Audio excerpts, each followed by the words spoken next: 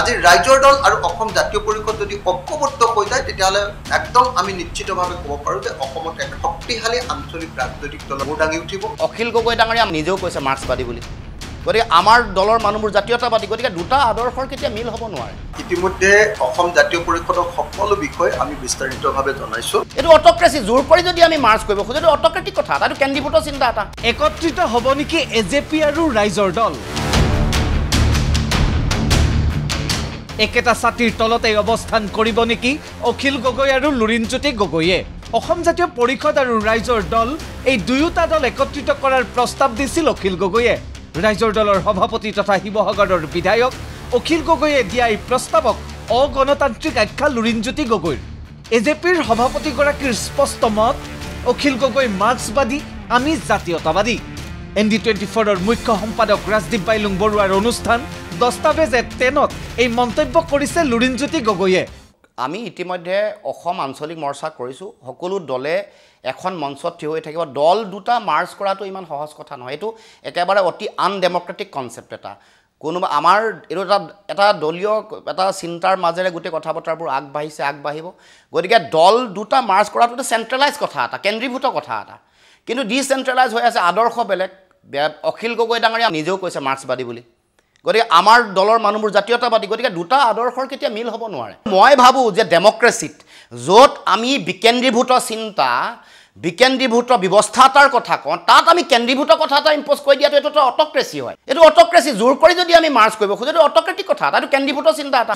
AJP আৰু ৰাইজৰ দলৰ একত্ৰীকৰণ প্ৰসংগত চলিত বৰ্ষৰ 24 মে'ত কি মন্তব্য কৰিছিল অখিল গগৈয়ে পুনৰ এবাৰ শুনক। ইতিমধ্যে অসম জাতীয় পৰিষদৰ সকলো বিষয় আমি বিস্তাৰিতভাৱে জনাইছোঁ। আমাৰ পিনৰ পৰা খুব স্পষ্ট কথা হ'ল যে দুইটা আঞ্চলিক ৰাজনৈতিক দল, আমি দুইটা আঞ্চলিক ৰাজনৈতিক দল একলগ হোৱাৰ উপৰিও আৰু সৰু সৰু যিবিলাক আঞ্চলিক দল আছে সেইবিলাককো একলগ কৰিব লাগে। কাৰণ যদি সঁচাকৈ অসমৰ ৰাজনৈতিক স্বাৰ্থ, জাতীয় স্বাৰ্থ সঁচাকৈ যদি সুৰক্ষিত কৰিব লাগে, আমাক এটা সাংঘাতিক শক্তিশালী আঞ্চলিক ৰাজনৈতিক দল লাগে। আজি ৰাইজৰ দল আৰু অসম জাতীয় পৰিষদ যদি ঐক্যবদ্ধ হৈ যায় তেতিয়াহ'লে একদম আমি নিশ্চিতভাৱে ক'ব পাৰোঁ যে অসমত এক শক্তিশালী আঞ্চলিক ৰাজনৈতিক দলৰ মূৰ দাঙি উঠিব।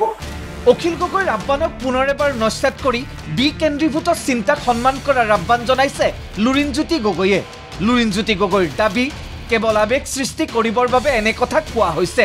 বিৰোধী ঐক্যবদ্ধ হ'ব পৰা নাই, দুটা দল কেনেকৈ হ'ব? প্ৰশ্ন অসম সন্মিলিত মৰ্চাৰ সম্পাদকগৰাকীৰ। আদৰ্শ বেলেগ, চিন্তা বেলেগ, গতিকে পৃথকে পৃথকে থাকিও একেলগে কমন কথা এটাৰ কাৰণে একেখন প্লেটফৰ্মত আছোঁ। গতিকে এই কথাটো আমি সকলোৱে সন্মান কৰিব লাগিব আৰু সেইধৰণে আগবাঢ়িব লাগিব।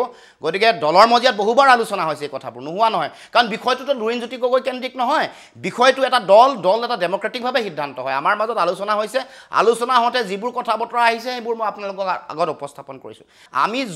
আমি বিৰোধী ঐক্যবদ্ধ হ'ব পৰা নাই, তাত দুটা দল ঐক্যবদ্ধ হোৱাৰ কথা যেতিয়া আদৰ্শৰ অমিল আছে, এইটো কেনেকৈ আহিব পাৰে? গতিকে এইটো এটা আৱেগ সৃষ্টি কৰি বহুত মানুহৰ মাজত, মই সভাপতি হ'বৰ কাৰণে ৰাজনীতি কৰা নাই, মই অসমৰ জনগণক কিবা জাতীয়তাবাদৰ পুনৰুত্থানৰ বাটটো দেখুৱাব পাৰোঁ নেকি, তাৰ কাৰণে অকণমান এগৰাকী জাতীয় সৈনিক হিচাপে কিবা কাম কৰিব পাৰোঁ নেকি, তাৰ কাৰণে আগবাঢ়ি আহিছোঁ। গতিকে এনেকুৱা ধৰণৰ স্বাৰ্থন্বেষী কথা বতৰা, সভাপতি হোৱা কথা বতৰা থাকিলে বেলেগ দললৈ গৈ আদৰ্শ পৰিহাৰ কৰি কাম কৰিলে হ'লে। উপনিৰ্বাচনৰ সময়ত অসম সন্মিলিত মৰ্চাত হোৱা ভাঙোনৰ কথা উল্লেখ কৰি লুৰিণজ্যোতি গগৈৰ তাৎপৰ্যপূৰ্ণ মন্তব্য। কোন কাৰ সহায়ক সেয়া প্ৰমাণ কৰে কামেহে। সকলোৱে সংযত হৈ অনুধাৱন কৰক বাস্তৱ পৰিস্থিতি। উপনিৰ্বাচনত বিহালীত বিৰোধীৰ ভোট বৃদ্ধি হোৱা বুলি দিয়া হৈছে ভুল বাৰ্তা।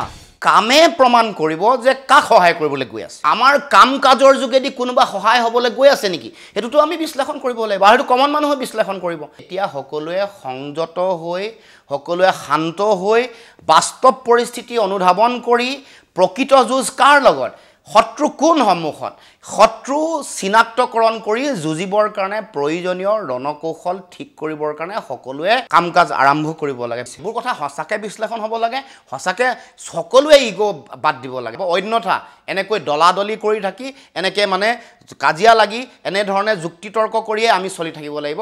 কেতিয়াও আমাৰ মূল লক্ষ্যত আমি কেতিয়াও হিট কৰিব নোৱাৰিম, উপনীত। অসম সন্মিলিত মৰ্চাৰে পুনৰ এবাৰ মিত্ৰতা কৰাৰ আশাত বন্দী প্ৰদেশ কংগ্ৰেছৰ সভাপতি ভূপেন বৰায়ো অখিল গগৈ সন্দৰ্ভত কৰিছে মন্তব্য।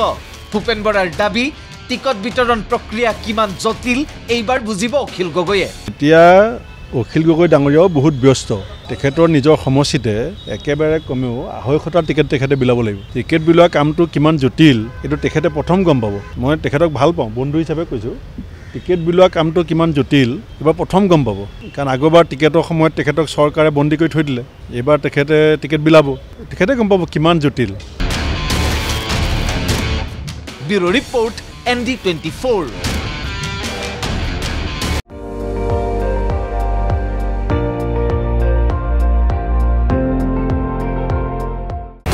আপুনি চাই আছে ND24, সৰ্বশ্ৰেষ্ঠ নহয় সৰ্বোত্তমৰ দৌৰ।